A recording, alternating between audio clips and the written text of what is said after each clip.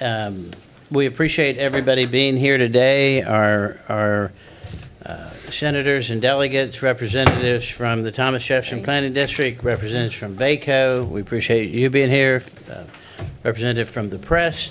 I think probably the easiest thing to do is we have Senator Deeds has joined us via Zoom. He's awful fuzzy. You don't have Firefly there yet, Senator, I think. That's a little better. Welcome. We're glad to have you, sir. Delegate Laufer, if you would like to introduce yourself. Yep. I'm Amy Laufer. I represent the 55th District, which is a little bit of Louisa, a little bit of Fluvanna, a little bit of Nelson, and a lot of more bit of Albemarle County. And I live in Albemarle County. Glad to be here. Delegate Fowler? Yep, I'm Delegate Buddy Fowler. You know, my district used to be the 55th. And you took it away, but it's now the 59th. And again, it's a privilege to be here. Looking forward to the discussion. Thank you. Well, we're glad to have you all here. So you do have a copy of our priorities, our 2025 legislative priorities, but before we start and go through that, is there anything that any of our representatives would like to bring up or address before we go through our priorities? You go first. I could just give you a little update on the commissions that I'm on. Yes, ma'am. So I serve on the Rural Healthcare Committee, and we've traveled all over the state, Eastern Shore, Tazewell, and Farmville. And we're going to be having a legislative priorities meeting next month, facing primarily workforce development, and then access, as in telehealth, and possibly some transportation legislation from that. And then I also am the chair of the Disability Commission, and we've been focusing on workforce again, transportation, and housing for folks with disabilities. And we also had some recommendations about voting. So we're going to be doing our legislative meeting in November, focusing on those four areas as well. And I'm also on several other boards, but I think those would be the biggest. And we have the State Water Commission. I'm also on that. Our meeting is on Wednesday, and maybe we could have a discussion about some of the things that we're talking about on the State Water Commission at the end of this. Yes, ma'am. That would be helpful. Yeah, absolutely. Senator Deeds, I'll just go across the room here. You're the next one in front of me. Do you have anything you'd like to add, sir? I don't have anything I have to add. Probably lots of things I'd like to add, but nothing that's essential right now. Okay, thank you, sir. Delegate Fowler? Yeah, I would just like to add that we're now in a posture, I've already attended a few meetings. We're trying to just prepare ourselves for the session. We've had numerous discussions about the budget and the governor and some of his priorities and so on and so forth. And so we're, I guess, so in other words, it's our goal to be able to hit the ground running when we come into session on January, whatever it is. And of course, looking forward to y'all's input this evening on y'all's priorities. So thank you, Mr. Chairman. All right, and fine, and at the end of this, we'll ask, yes, ma'am. Actually, there is one other thing I'd like to just let you guys know. Sure. I came through Louisa County with the DCR, or the Thomas Jefferson Soil and Water Commission invited me over, and we toured a bunch of dams over there by Spring Creek. So I just wanted you to know it was a great opportunity to see. Actually, we visited some farms. So part of my legislation last year was about the dams, so we might bring that up again.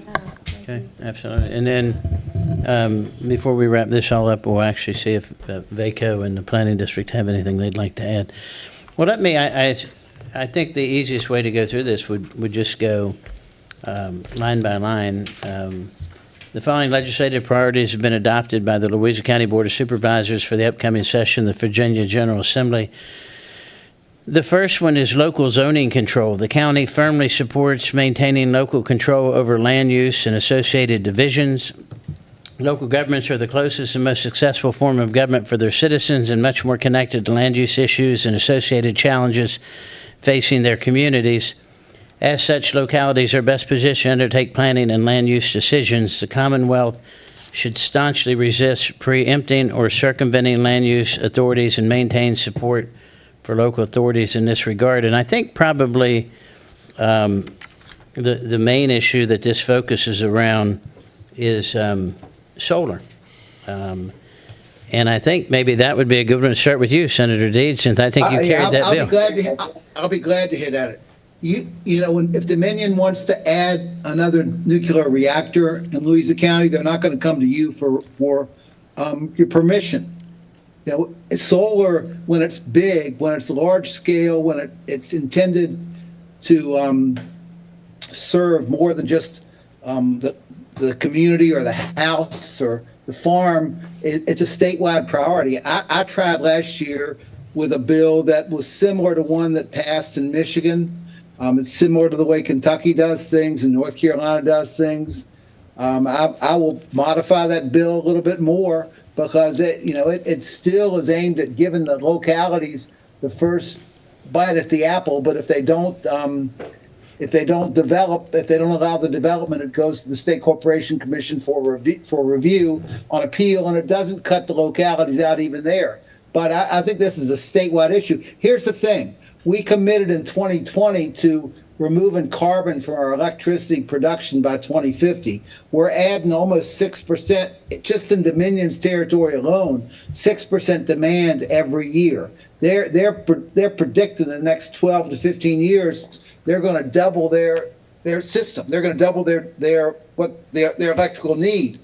We're not going to get that need unless we can develop a lot of solar and a lot of wind, and we do it pretty quickly. And that's going to mean that some parts of the way we do business are going to have to change. You know, I grew up in Bath County. Bath County, like Louisa, has a major power facility. It's a pump storage project, and the Board of Supervisors, I don't think, had anything to do with where that's placed. I think Dominion Power and the Federal Energy Regulatory Commission and the State Corporation Commission decided that. And you know what? When they built that power plant, they put 450-foot wide transmission lines across Bath County. It does not serve one house, one business in Bath County. And the power lines forever changed our viewscape. And you know how much permission the Board of Supervisors got to give on that? None at all. None at all. And partially that's because it affects more than just Bath County. It affects everybody. And that's what these large solar facilities and wind facilities do as well. And so we're going to, I think that's where we're going to have some conflict. Mm-hmm. Well, I think you will have conflict in Louisa County. We've already adopted that we firmly believe that all of those zoning decisions should be left for the county. But if you look at Louisa County, we're unique in the fact that we have one of the two nuclear power plants that are located in Virginia. The governor came and symbolically signed SMR legislation. There was just an announcement that Dominion and AWS have partnered to hopefully put that first small modular reactor here in Louisa County. We have three different sets of transmission lines that run through the county. PJM just is talking about more coming through from Southern Virginia across to Northern Virginia, so we suspect that they'll come here. We have already approved roughly 5,800 acres in solar that's either been built or been approved. But we also, 2.5 years ago, capped our solar at 3% of the county's land mass. And then earlier this year, we capped it, which was 9,000 acres. Earlier this year, we capped it at 3, which is roughly 6,200 acres. So I think what we would submit to you, other than the fact that we firmly believe it should stay in local control, is, you know, some counties have done more than others. And I made the comment there's another bill that's carried by a senator from Richmond that would mandate 4% of the land mass of a county.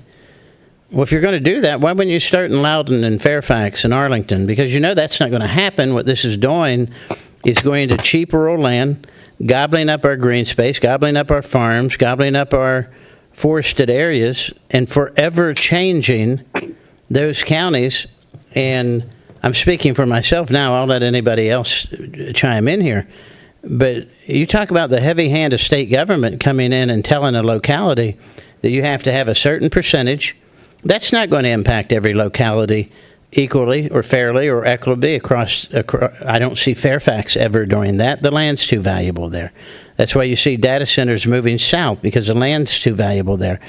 But to take that away from the localities, and we could have a discussion about the efficiency of wind and solar and all that. That's a different discussion. I think personally, again, speaking for myself, that the long-term answer nationwide are SMRs, small modular reactors. North Anna has a footprint between the plant itself and the lake of about 14,000 acres, which you would never get something like that permitted ever again by the federal government.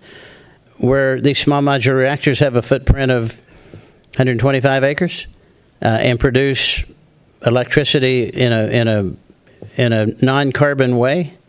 But they don't mar the landscape. And, we have a lot of pushback here. We have one of the largest solar projects in Virginia, Belcher, which continues to have erosion and runoff problems downstream. So again, I think we're all trying to get to the same place, but to be mandated by Richmond doesn't just feel heavy-handed. That's about as heavy-handed as it can be.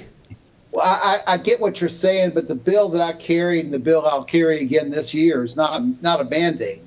The bill just says that the process first goes to the locality, and if there's a disagreement, then it can go to the State Corporation Commission. The locality still has a place at the table.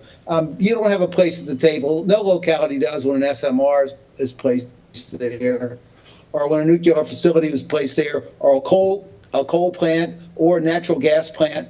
I mean, there's nothing new about this, and I agree with you that we've got to figure out how to make how we've got to figure out how to make Northern Virginia provide their fair share of power. I think that before this legislation I've got passes, we're going to have to come up with a plan that mandates placement of solar panels on flat roofs in some of those areas. We're going to have to look at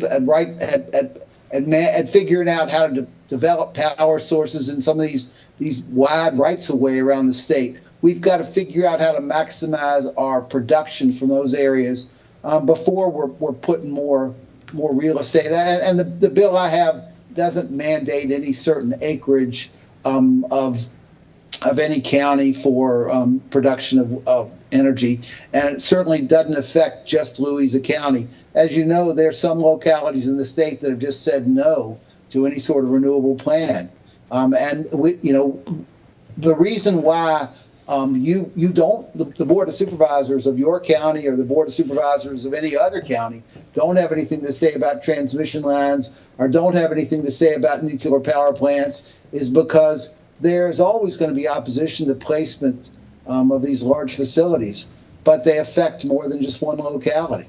I mean, for crying out loud, this thing in Bath County, you wouldn't believe the amount of the beautiful hardwood trees that were covered up by these lakes that were built to support this pump storage project.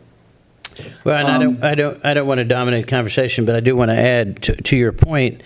I recently toured the new CTE center at PVCC in your district, which is a zero carbon emission building. They produce all of the electricity needed from rooftop solar covering the parking lot. Right. So there are a lot of alternatives other than cheap farmland in rural counties. So, but again, Mr. There are lots of alternatives, and they all have to be considered.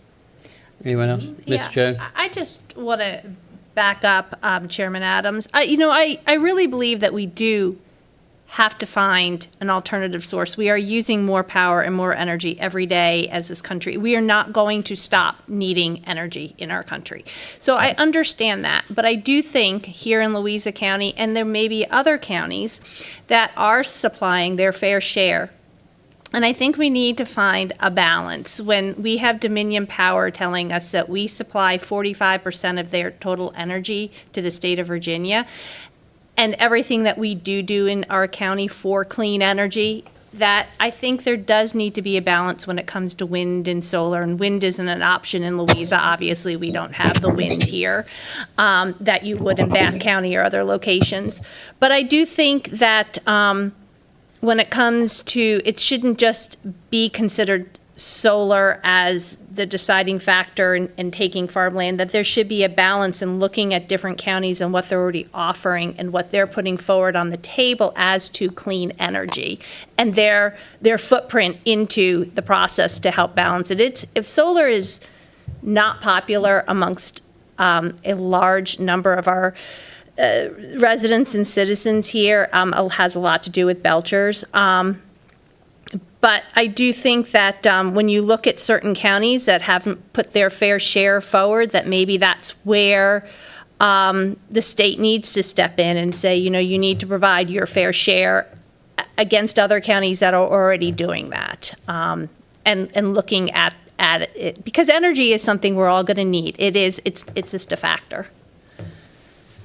Well, you're right. We have to, as I said, in Dominion's territory alone, not including APCO, not including the co-ops, not including there is another power company in far southwest Virginia that's out of Kentucky, not including all those territories. Dominion's adding almost 6% a year in demand.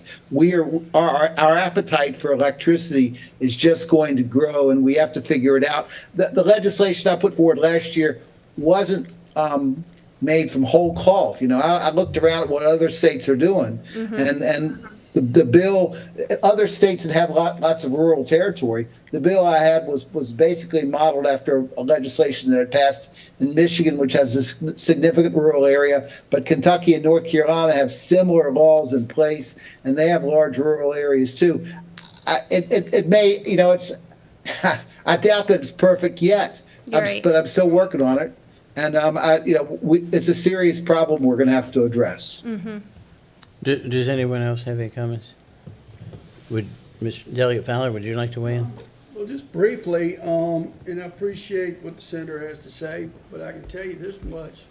Use the microphone, or it won't pick up. If we're looking at a 5% increase in generation on a yearly basis, we're never going to get there with solar and wind. I can tell you that right now. And so we're going to have to, have,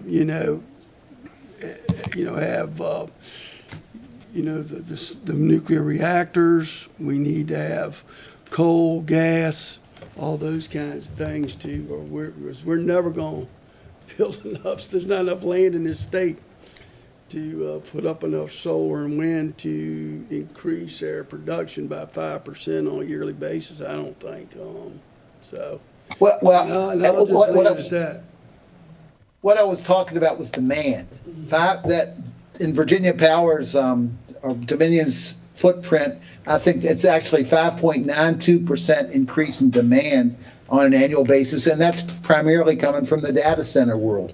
Data centers are a huge source of tax base all over the state, and they're going to be here. The internet's in Virginia. 70% of internet traffic in the world goes through Loudoun County. We're going to have data centers here, so the demand is going to increase, and we are going to. I agree. We can't get all the energy we need from solar and wind, but that's going to be part of the mix, and we've already committed to decarbonize our energy production by 2050.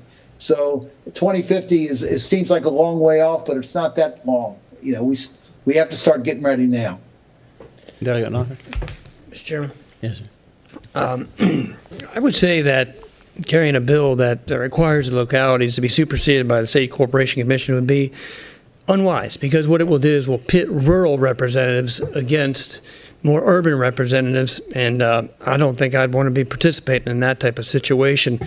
Coming from a district that is supplying 45% of Virginia's clean energy, Cuckoo District, that does have North Anna in it, as well as an Amazon data center, you can see that we are working with Dominion, with the state, to get through a power crunch, which is what we have. The governor says we need power in all ways, shapes, and forms. But if we decide in 2020 to get to carbon-free by 2050, and we don't have a plan, then we might want to re-examine some things instead of just, relying on rural Virginia to power all the cities of Virginia. So I would leave it at that. Well, and I appreciate your concern. I didn't come here to argue with you. But I represent more than just Louisa County, and as a member of the state Senate, I try to figure out what I can do that's right for the Commonwealth of Virginia. And we have a plan, but we are going to have to get to where we need to get. We need to put those pieces in place. The bill I've carried, and I'll carry again, is not aimed at rural Virginia.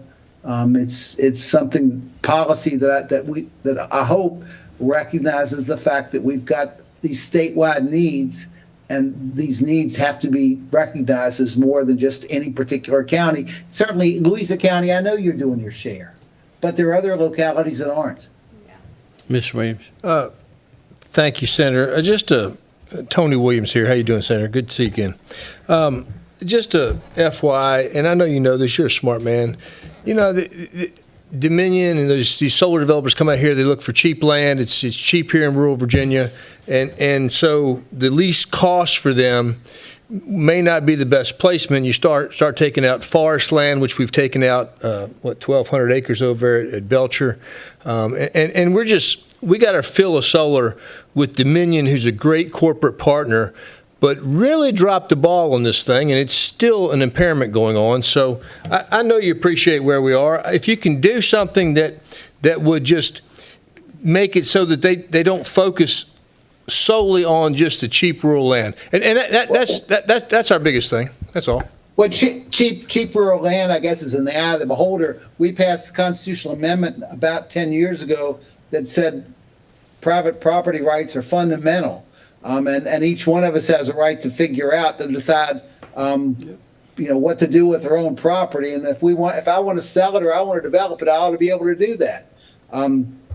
I agree with you that I agree with everybody. There has to be balance. Balance, And- yes, and sir. that- Balance. That's what I'm exactly looking right. for. And you're right. That landowner that sold that 1,200 acres to the solar developer who then sold the project to Dominion, except for the balance of the farmers downstream that they just ruined the stream and everything downstream of there. And you know what? This is what galls me. We got an entity called the DEQ, and if that had been me, I'd be in jail. But it wasn't me. It was Dominion Power, and I don't think they barely got a slap on the wrist and a small fine. They would have arrested me, Senator. But it wasn't me, and you know it's true. You know it is. So you're right. Balance. Please search for balance, sir. That's all we're asking. Yep. I'm doing that. Yes, I sir. agree. Thank you. Let me add, when you said you didn't come here to argue, we didn't either, and I want you to know how much we appreciate you. Yes. You've represented us for Absolutely. 2 years, and you've either been here in person or virtually, both years in a row. And engaged. And engaged. Thank you. We are thankful for your input and thankful for your thoughtfulness. So we appreciate the opportunity to interact with you. So please, I don't want you to misinterpret that. No, I'm not misinterpreting. I learned at the elbow of Earl Dickinson and Sambo Johnson. I appreciate Louisa. I appreciate Louisa County. I appreciate what you're trying to do. And Lord knows nobody wants to hurt rural Virginia. I mean, I certainly don't. Before I moved to Charlottesville, I was the last member of the state Senate that was a member of the dirt road caucus. My house was on a dirt road off a dirt road. I grew up out in the country. I grew up further out in the country than anybody on this call, and so I'm not out to ruin anything. And we appreciate that, Yeah, sir. We really definitely. do. Delia Lofford, do you have anything to add? After that, do you have anything to I know. add? I just want to say balance is critical. It is. And there has been some great improvements on solar, but I think it's all has to be a balance. And I also grew up in a rural area. My first job was in Louisa County. I come here very often, actually. So I can appreciate that. And, there are new techniques, though, which I think are something that even Belcher could consider in its, move forward to go back to some of this agrivoltaics and, all these other things. But of course, there has to be a balance. Yeah, and we, All we're asking. we appreciate that. And I think this discussion is good because it makes me feel better about the fact that we understand it's not even a countywide or a statewide issue. It's a national issue. AI, we have at least 30 data centers that are coming to this county.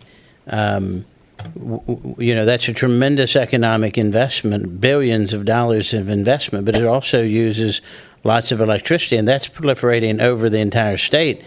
I'm sorry? Lots of water, too. Well, we have the water. We have the water, but the issue becomes how do we address it? It's just not something that all of us collectively, can just hope it fixes itself because it's not. And yes, ma'am. Mr. Chairman, after we have the items that you talk about, if you could give us an update actually on what's happening with the data centers and Amazon and all the other, if that would be okay. Sure. I would enjoy Sure. that. All right. Anything else on this subject? All right. Well, we've beat this horse to death. So we'll move on. We'll move on to the next one. Next one. When we have this on here, we've had it on for several years. But broadband, internet has become a necessity. Yet citizens in many localities have insufficient connectivity. Louisa was the first locality in the region to partner with multiple utility providers to provide end-user fiber on a countywide basis. And the county supported the effort with a commitment up to $15 million $15 million in local dollars. The county continues to support state and federal efforts to offset further funding requirements and to bolster cooperative efforts among the utility providers and other entities. Concerns such as easement usage associated with deployment. Before we talk about that, I'll give you a little bit of an update. At our last meeting, Gary Wood from Firefly, who is Firefly is the countywide provider here in Louisa County, and they've partnered with, obviously, CVAC, which they're subsidiary of, but Rappahannock Electric and Dominion's Middle Mile. Mr. Wood gave us an update 2 weeks ago that we are on schedule in Louisa County to provide fiber internet service to every home and every business by the August, was it, Mr. Goodwin, of 2025, our scheduled time? Yes, sir, I think that's correct. August of 2025. They did identify and receive some VATI money, about 400 homes that were not in that original project that the FCC said were served by broadband, which wasn't true. They're not. So they received some additional money, and those will be completed by early 2026. But it is transformative. One of the issues that though has come up as Delegate Fowler and Delegate Loeffler were here, and you've been here before, is the railroad that crosses through Louisa County. There's been some issues with easements and right-of-ways, and the railroad's pushing back on that to provide what we all now know is not a luxury, it's a necessity. So if any of you would care to weigh in there, that'd be... I keep looking at you, Senator, because you're in front of me and you're the senator, but I mean, anybody can I appreciate it. You froze up on me for a second. I don't know. I'm in Hot Springs today, and this is out of Firefly's territory. I want Firefly is remarkable and what they've accomplished. Gary's just been a great leader. I talked a little bit ago about fundamental rights being property rights. We passed a bill in 2022 or 2023 to basically solve the conflict between Firefly and other rural internet providers and the railroad companies. And we did that by basically saying the railroad companies have to provide the right of way. because the problem Firefly is having is not unique to Firefly. It's happening all over the state. But it's happening primarily along the Norfolk Southern line. Norfolk Southern has been the big, I guess, roadblock. They wanted. I mean, and I don't want to be unfair to Norfolk Southern. They want to make sure they're compensated fairly. They want to make sure that their property is protected. But that they have been a roadblock, and that's once we passed that bill. The railroad filed suit to challenge it, basically using our constitutional amendment against us. And they have a couple of pretty good points, I think, because though they're not an individual, they are a private property owner. So we have to get that issue figured out, because I agree with you that broadband is an essential of life, and particularly in rural areas, we have to have it. Either one of you? I can just say that this was something that was discussed at length with the Broadband Association folks. And exactly what Senator Deeds said is exactly what we were talking about. If you have any language that you think would be helpful in this, If we had what, I'm sorry? any language about,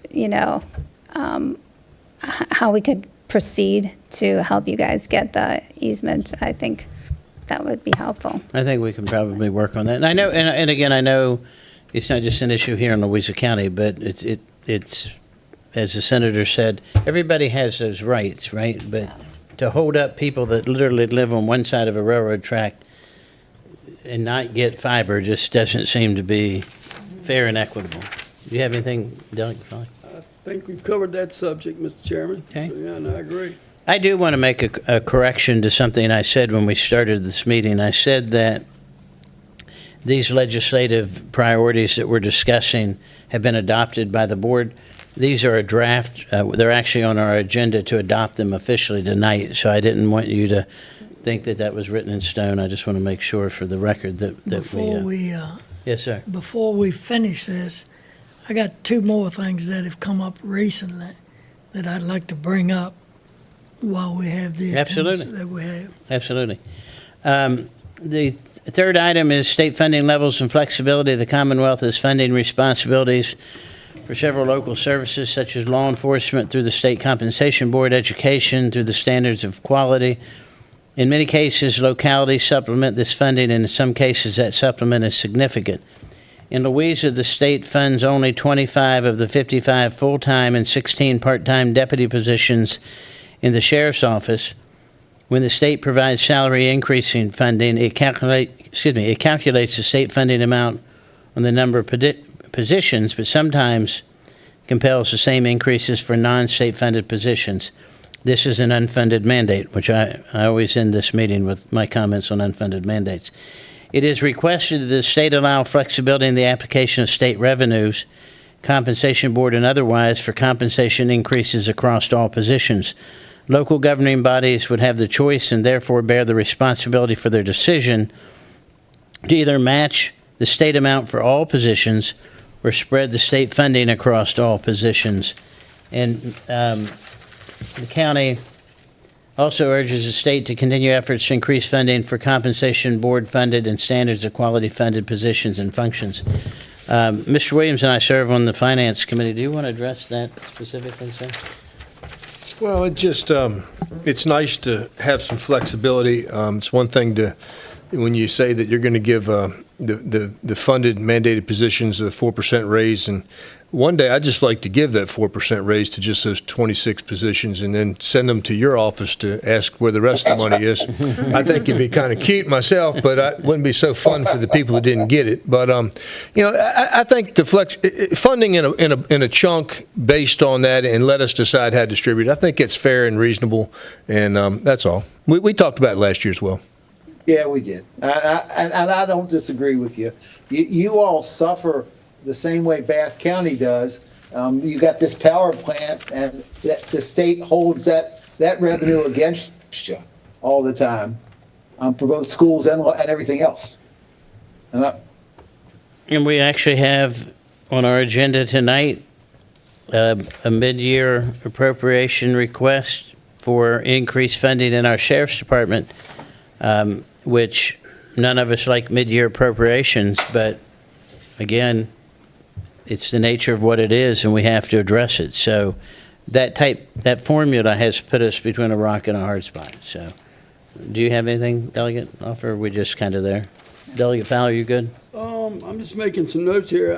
I think probably at the very least, I think the General Assembly needs to reassess the formula that is being used by the compensation board, et cetera.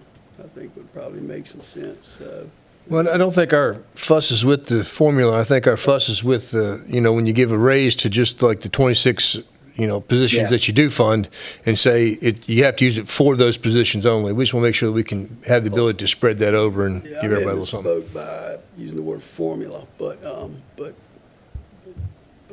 just address the, because clearly,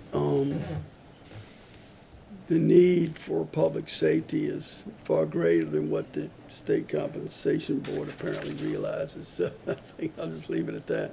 Yes, sir. I agree. Next is state library funding. State aid for public libraries in the Commonwealth has not been fully funded since 2001. Libraries rely on this funding for books, media, digital content. Progress towards full funding has been made over the past several years.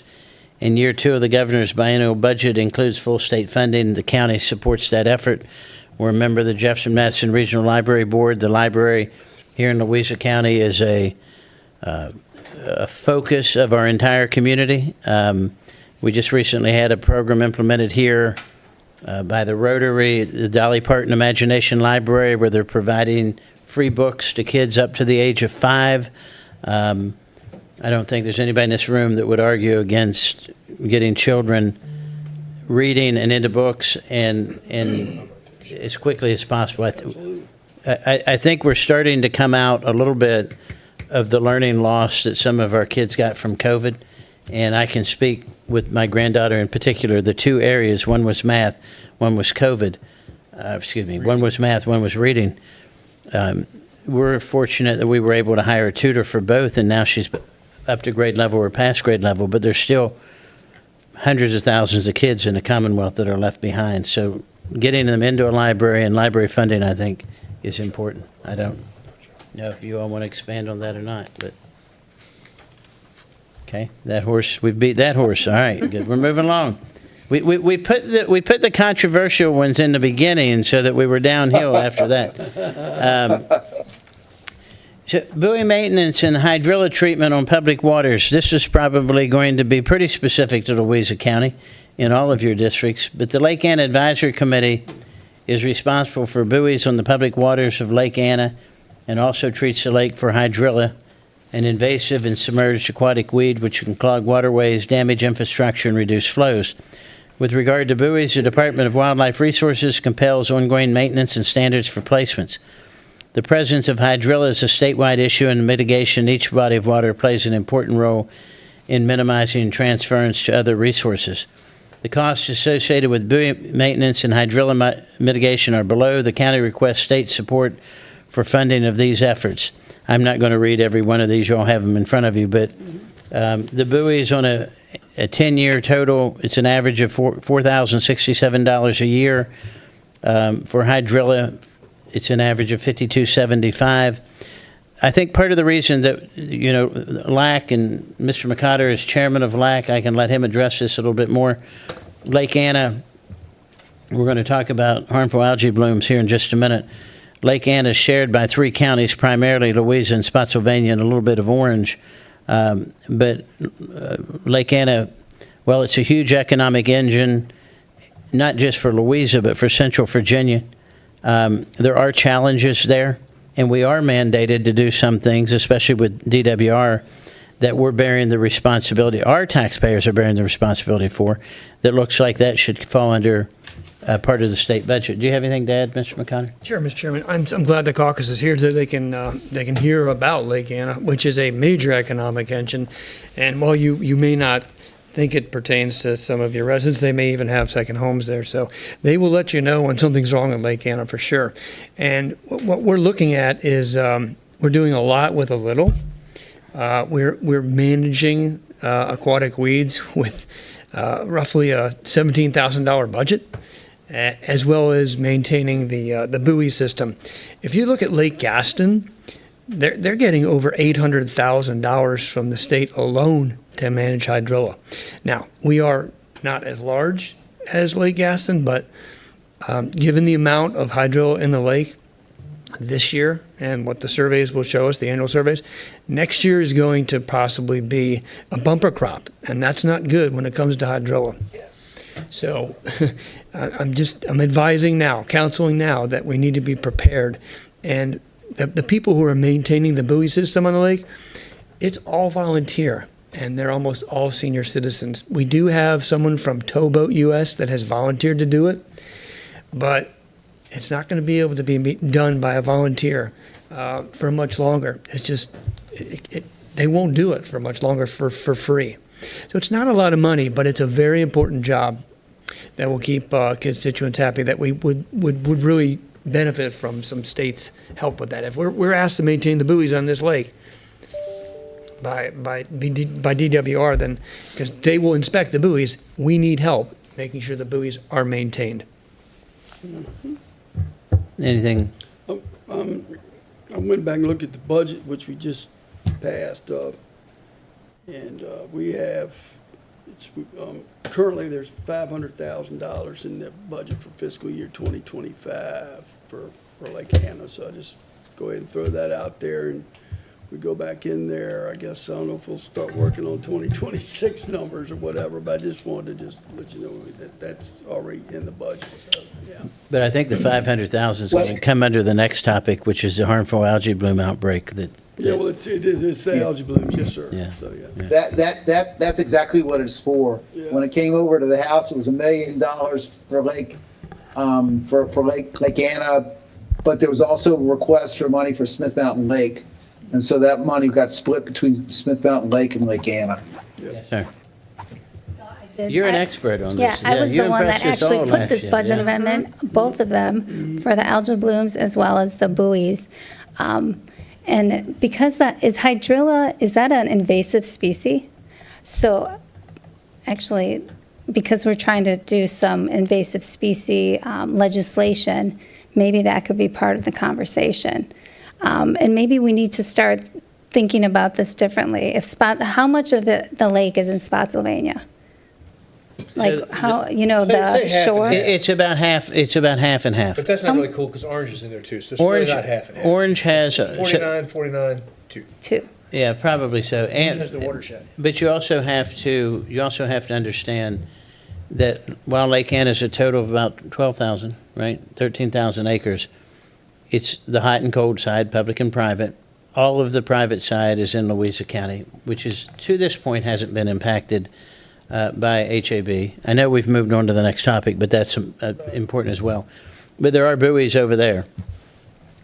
The public side of the lake, which is about 10,000 acres, is basically split between Louisa and Louisa and Spotsylvania, with a little bit of Orange in the far upper reaches.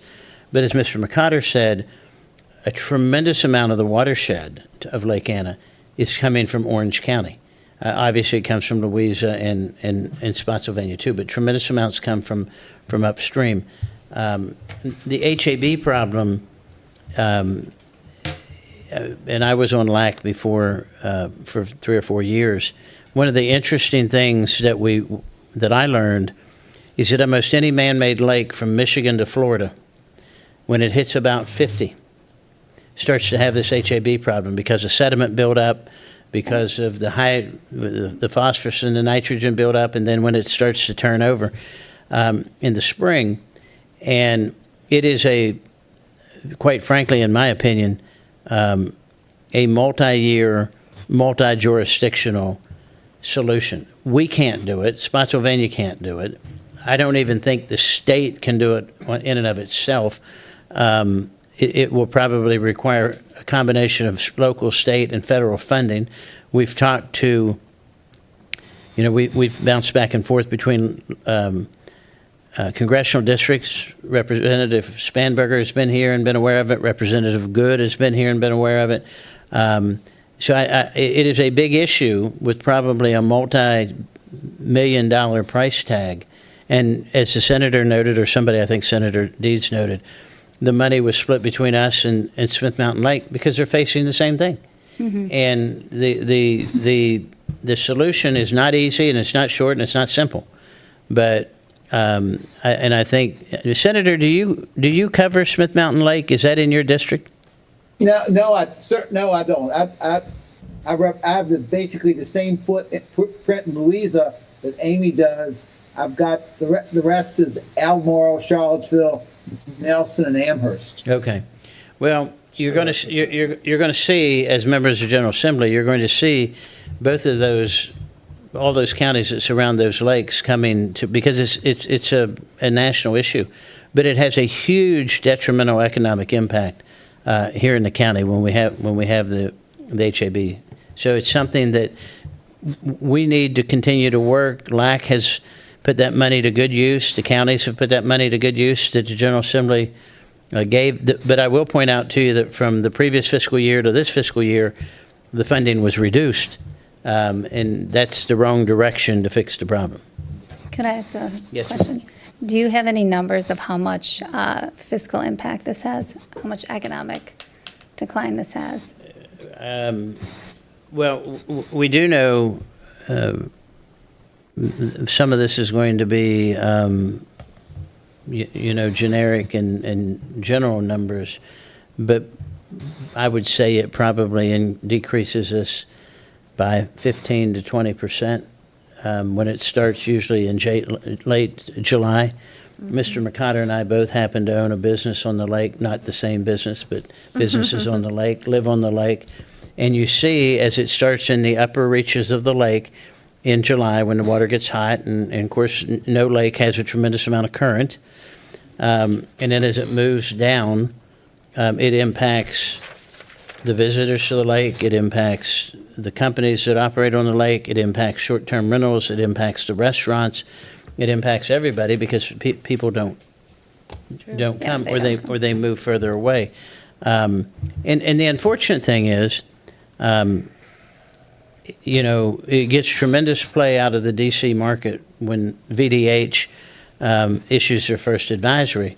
Gets zero play when the advisory is not as early, and when it's lifted, it gets zero play. Right. But the vast majority of people that visit Lake Anna on both sides, the Louisa and Spotsylvania side, come from Northern Virginia or Maryland, but quite a number come from Charlottesville, quite a number come from Richmond.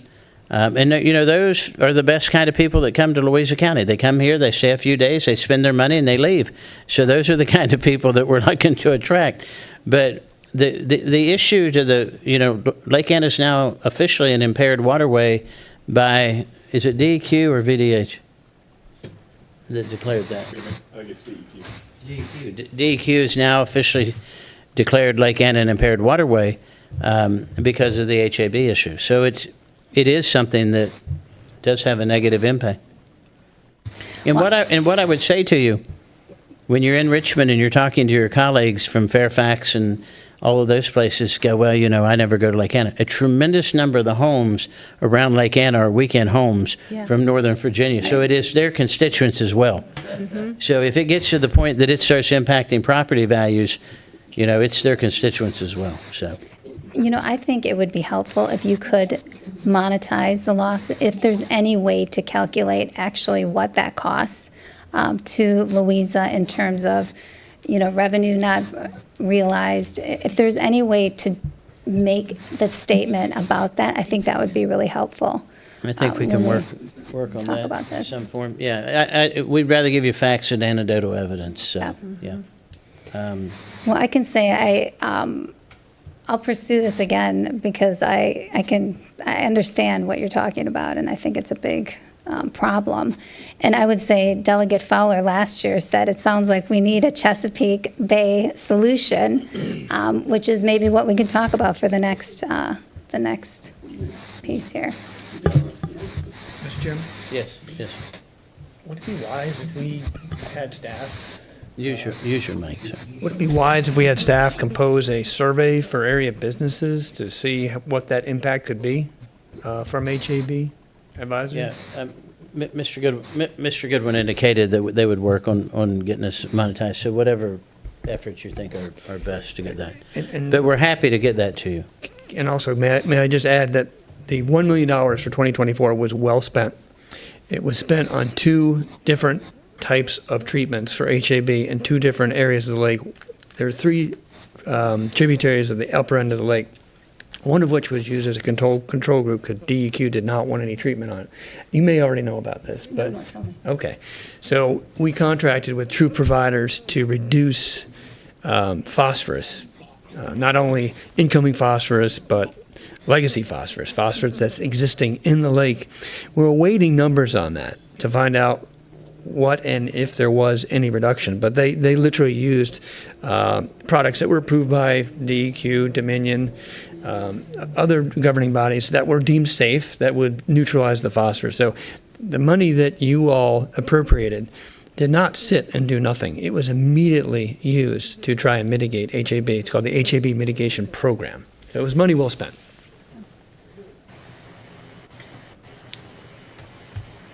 Well, we also had another issue at the lake this year that's separate from HAB, which was an E. coli scare.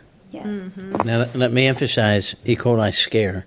The lake was tested by VDH prior to Memorial Day with no elevated levels. It was tested after Labor Day multiple times with no elevated levels ever. But there were people who were here and people who were not here who were diagnosed right after Memorial Day with the same strain of E. coli. They could never trace it back to the lake. They could not say it came from the lake or it didn't come from the lake. And especially when people that weren't at the lake developed the same strain in the same time period, makes you think probably not. But I can tell you, I can give you very specific numbers in the business that I own. We were down 40%, and that is the first year we have not had double-digit increases. I've talked to hotels and restaurants. Some of them have told me campgrounds that were down 70%, totally booked for the summer, and laid off staff. Because again, to your point, the media always latched on to the worst part of the story and never talked about the tests are coming back clear, the tests are coming back clear, the tests are coming back clear. So you combine those things, one we can address long-term, which is HAB. One was simply a scare, which it was extraordinarily unfortunate. Right at the beginning of summer. Pardon me? Right at the beginning of the summer. Right at the beginning of the summer. I know, I read all about it. Yeah. But you never read really that the testing all came back clear. That's the part that you never read about, that every test from VDH and DEQ came back with no elevated level. And I use this analogy a lot, and so since I'm on this soapbox, I'm going to take it. If I ask any of you or anybody here in the audience, how many commercial airlines landed safely yesterday in the United States, none of us could tell it. All of them. I have no idea, right? But if you'd had one crash that 300 people died, that would be all over the news. So for a news cycle that lasted about 3.5 weeks, and it was right after Memorial Day, which is to kick off the summer here, there was this news cycle, especially in Richmond as well, a little bit in Charlottesville, but especially on the Washington, D.C. stations.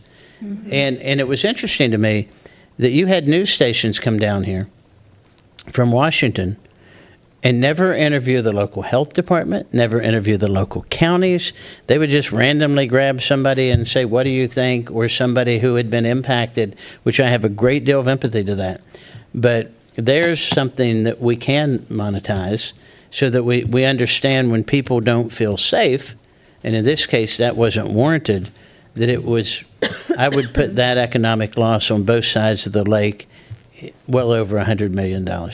To the local economy. We'll work on getting you the HAB numbers, but there's an example that I unfortunately know the numbers all too well. So any other comments? Again, I will emphasize that in the last 2 years, fundings went from here to here. We'd like to see it go back up. And we know we're not the only folks asking, but Lake Anna is a huge economic driver.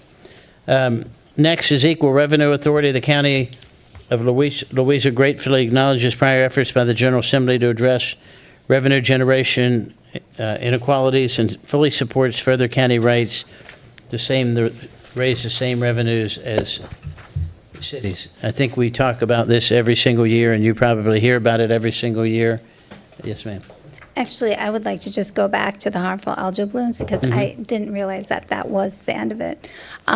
So what Delegate Fowler was talking about with the Chesapeake, some of the requirements on how to clean up the bay and how this could apply to Lake Anna, the phosphorus and nitrogen levels, because of all of the mitigation factors that have been implemented by lots of people, they've reduced the phosphorus and nitrogen by like 62% and 80%, which is part of what's happening. Algae needs nitrogen and phosphorus. I don't want to go into the science of it, which, by the way, I taught in Louisa County, and I know.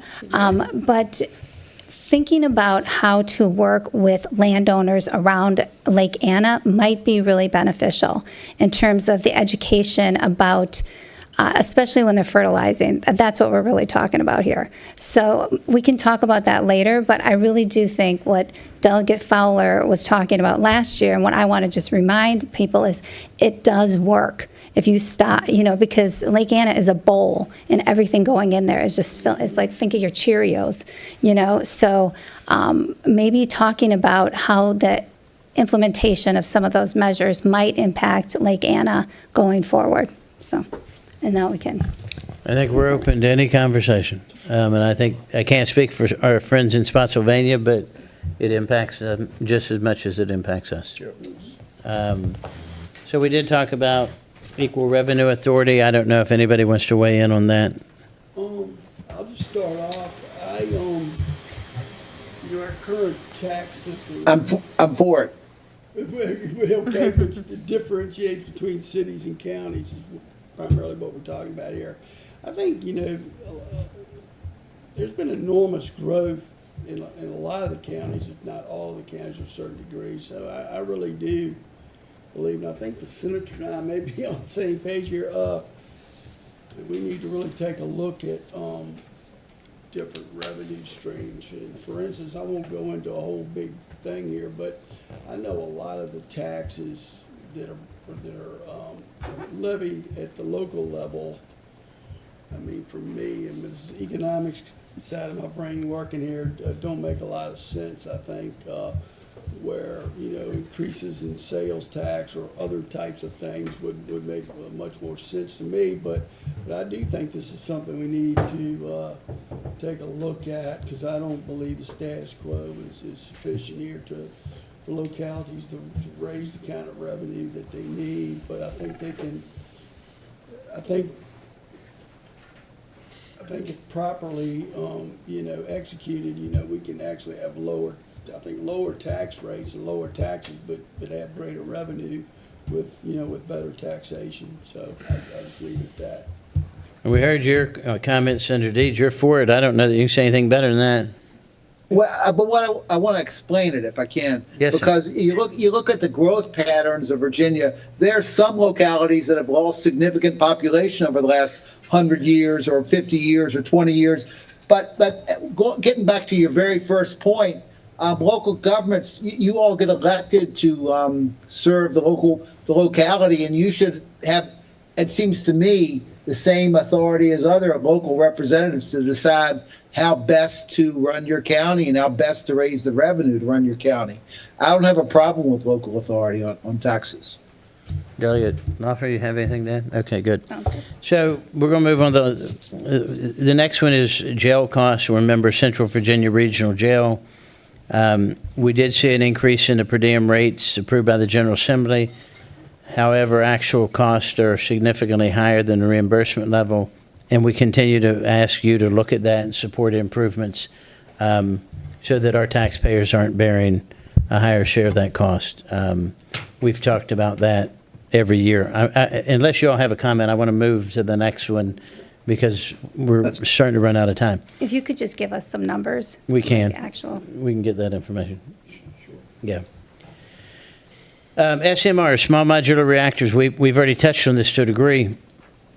Virginia's a leader in clean nuclear energy production with over 30% of the state's power based on zero emission nuclear generation. Nuclear generation is reliable, it's safe. We also have one of the 2 nuclear power plants that are located in Virginia, so you're hard pressed to find a more nuclear friendly county. The recent signing of the bill by the governor that advanced small modular reactors and the location of Louisa County is potentially the first site in Virginia. The announcement last week that Dominion and Amazon Web Services are partnering to push that forward, which is about a $3 billion investment here in this county, with Louisa still being the first locality. We support that. We support that type of energy. We support that type of energy creation. We think it's much more, bless you, we think it's much more viable. We think it's much more less of a footprint than the things that we talked about earlier with solar and wind. I do believe in Delegate Fowler's all the above approach, natural gas and other ways And to coal. and coal. And coal. But Senator said coal. SMRs, I think, are the way of the future, and we would certainly encourage the Commonwealth to continue their push to make those a reality in Virginia. Okay, I'm not going to debate you on this, but I think that small nuclear small reactors are part of the future. I agree with you there. I didn't vote for the bills this past year, and I'll tell you exactly why I didn't vote for them. Those bills would have passed the cost of developing this concept onto the ratepayers. And the one state that tried this, the ratepayers got. Senator, you really are breaking up pretty badly on us right now. Maybe turn off your video. Sorry. Yeah, that may work. You could text him maybe, Tracy. Yeah, I will. You really need Firefly, sir.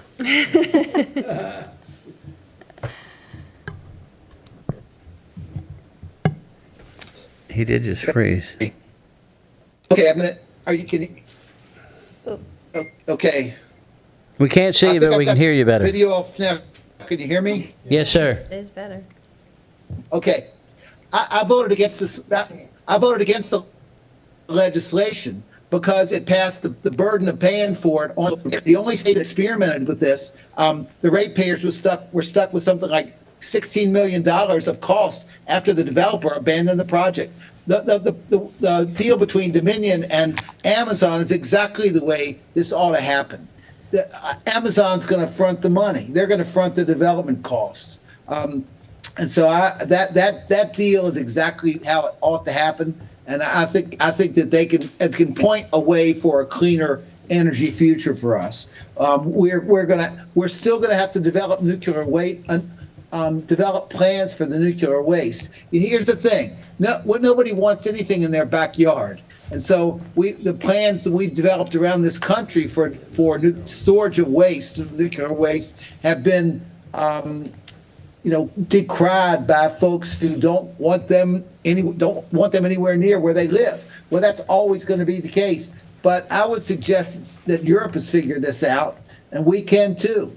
And I'm hopeful that will all happen in the next few years. Yes, sir. Anybody else?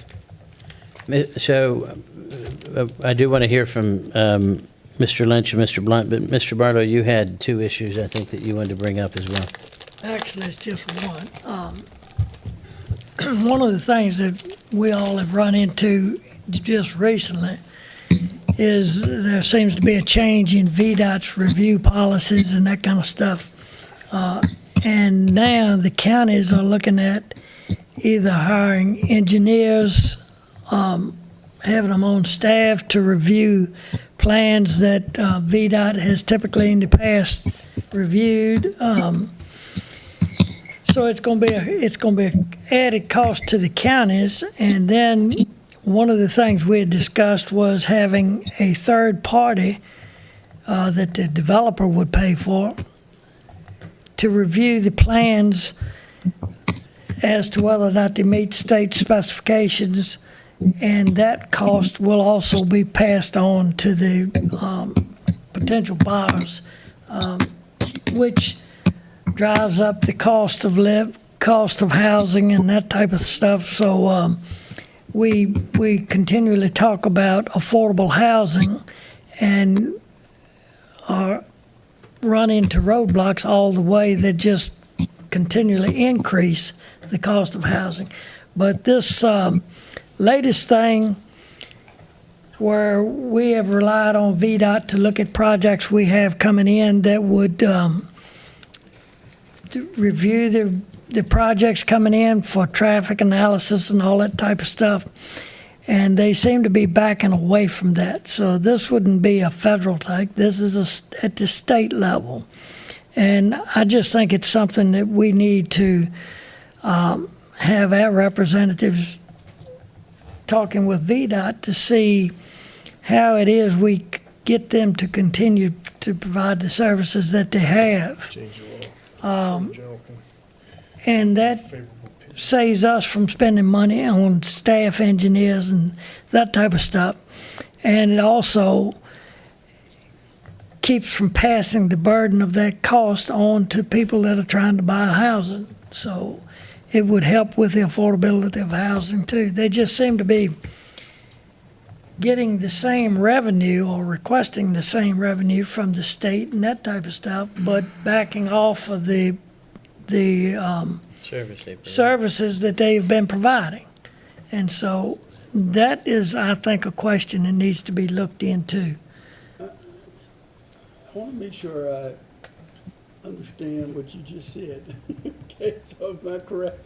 So we're going to give the VDOT's going to get more money, but they're not going to do the work. Is that basically, does that sum it up? Not more money, they continually request state funding and that type of stuff.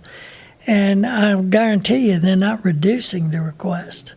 But at the same time, and I know Louisa County is not the only one, but what VDOT has typically done in the past in aiding the counties in reviewing road projects and stuff like that, now, just recently, they've really backed off of that. They've stopped. Yeah, They've stopped. they have virtually stopped. From an Attorney General's opinion. Yeah.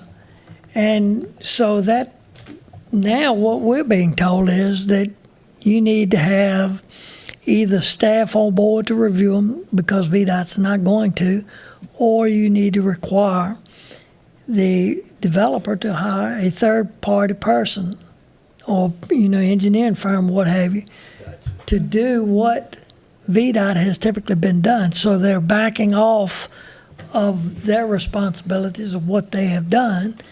And I would venture to say I doubt very seriously if they're reducing their request for funding. So again, it's a burden that's being shifted to the locality. VDOT suddenly says, we're not going to review the transportation part of the site plans. You've got to do that. Where they've done it we actually have to change our code because our code says VDOT has to sign off, which they've done for years and years and years.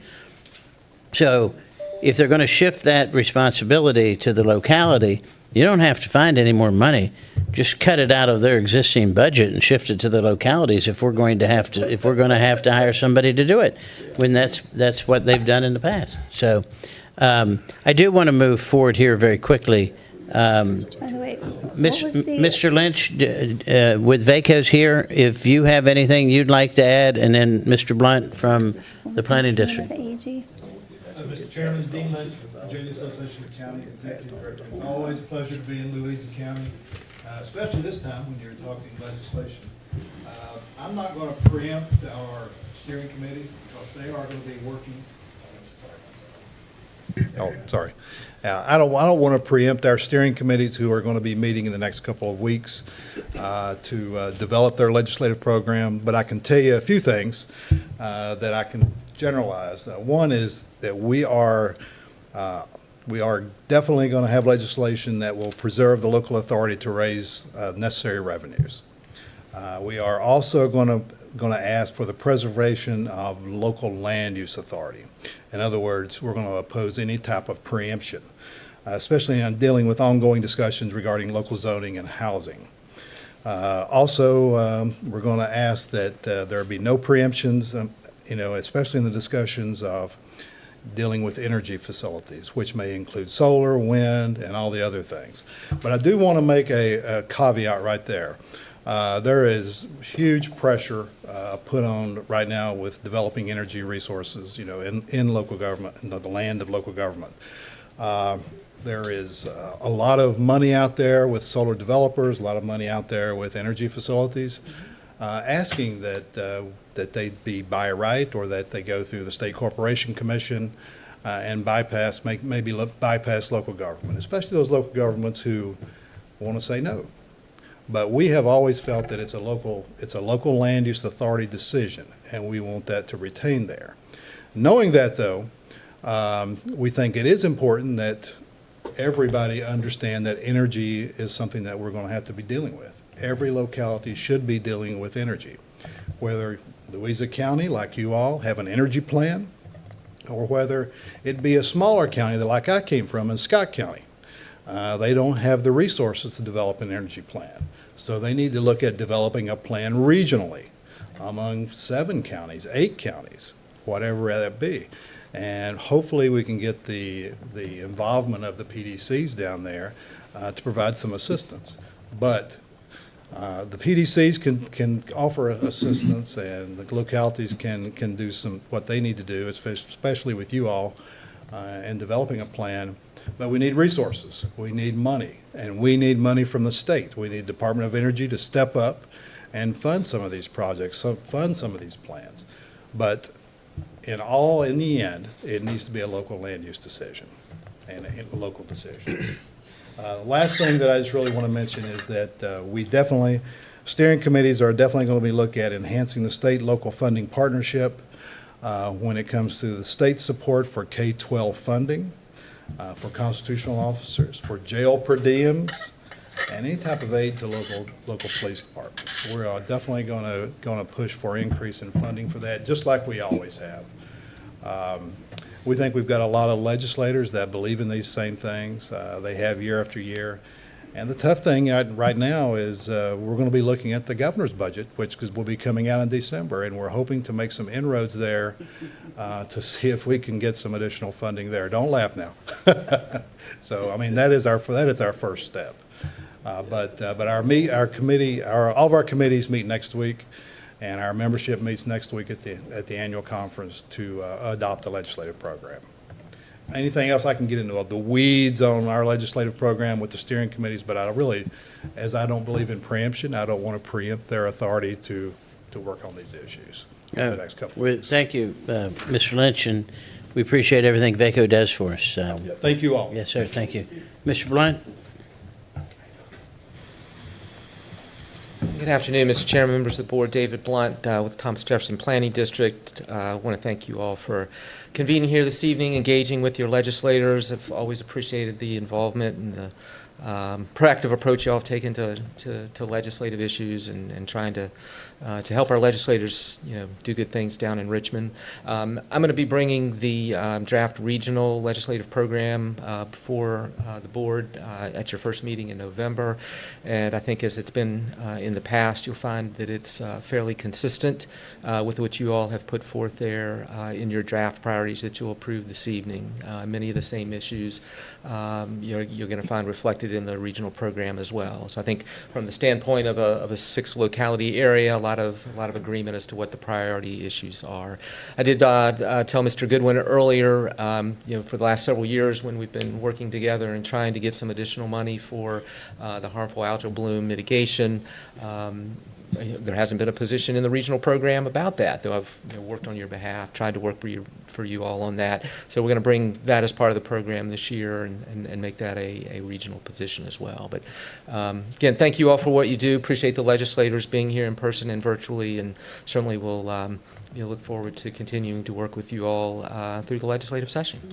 Thank you. Yeah, thank you very much. Mr. Goodwin, did you want to give us a brief update on the data centers, and then we'll kind of wrap this thing up? Absolutely, and it will be brief. I don't have a lot of exciting news to report. It's basically in permitting efforts right now. So we have 2 campuses in the county, one at Lake Anna. Phase 1 site plan has been approved there. The building plans are under review, and some site work is underway. And then at the Northeast Creek Technology Center, we're having pre-application meetings there. That'll be the second one in development. So that's where we stand right now. Is there anything about the Amazon? That's what you're talking about.